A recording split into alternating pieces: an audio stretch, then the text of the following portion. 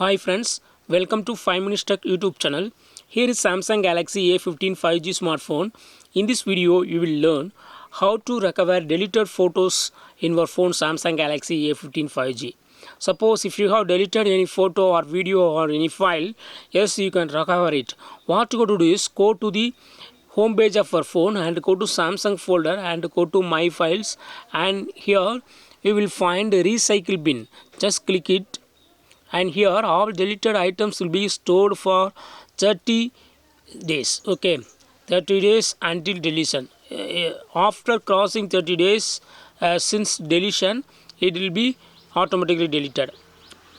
Within 30 days you can recover photos. So here I would like to recover this photo, so I select that photo and recover another photo, this photo, and I click on restore.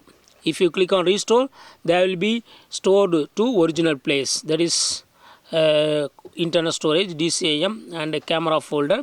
The deleted item will be available. Okay, I have recovered. Okay, these items are I have recovered. So in this way, this is the recovered photo. Okay, so in this way you can easily recover deleted photos from your phone Samsung Galaxy A15 5G. That's all friends. Thanks for watching. Bye.